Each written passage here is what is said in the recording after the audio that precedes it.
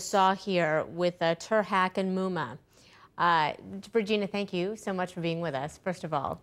I wanted to talk about Turhack, the manager of gunlistings.org, and the fact that he testified that there were 2 contacts from Neuman to 2 potential sellers, one of which was Jan De Silva.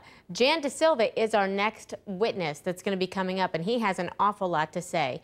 But in terms of the 2 witnesses we just saw, I think maybe some people would be interested to recognize they didn't even bother to cross them. Why?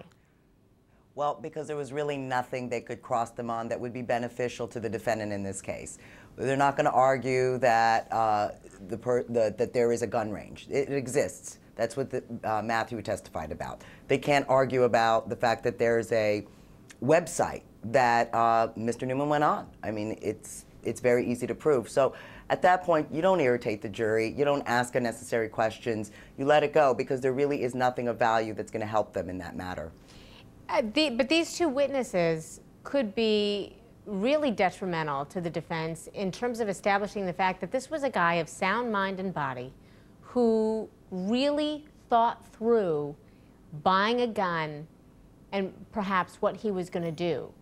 What are they going to do with all of this testimony, the defense?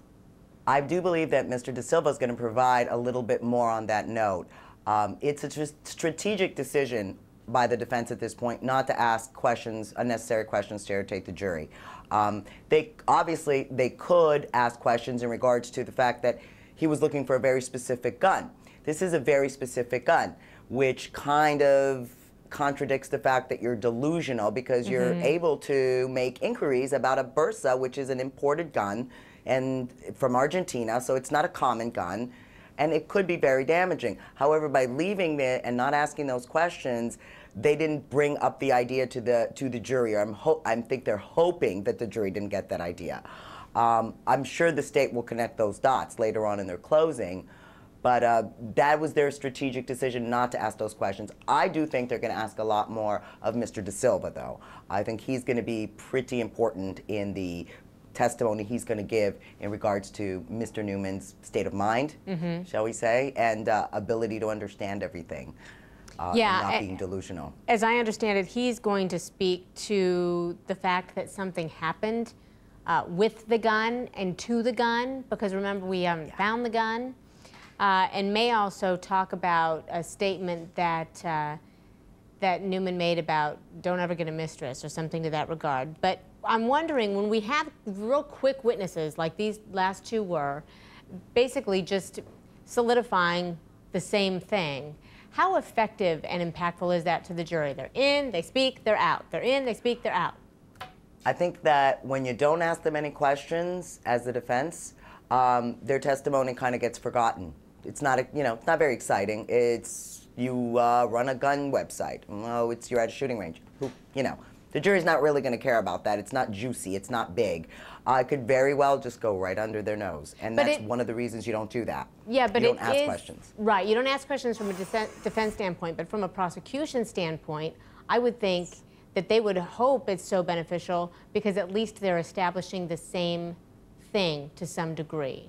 And that's why I'm asking, how effective is that on the jury to just, I know that they're quick witnesses, but they are agreeing. They are agreeing. Are they worth bringing in on that, in that regard? Yes, because I think the most important thing that these witnesses do bring up to the table is the fact that Mr. Neuman, although he's in a delusional state where he can't tell right from wrong, is completely able to make detailed inquiries about a Bursa gun. That's the point of their testimony. That and also the fact that, he got the gun and that was what was found later on that shot him. But that's the point that they're contradicting. Whether or not he was of sound mind. Was he able to do that? I think the jury's going to pick up and say, hey, I wouldn't know about this gun. Yeah. Like, the average person wouldn't know about this, so right. how do you know about this? And maybe you're not out of your mind, So it is damaging to the defense. It is damaging, and they're trying to minimize it by not asking the questions. By not asking questions. All righty. Yeah. Hey, thank you so much, Regina. She's going to stick with us. We have more to talk with her about.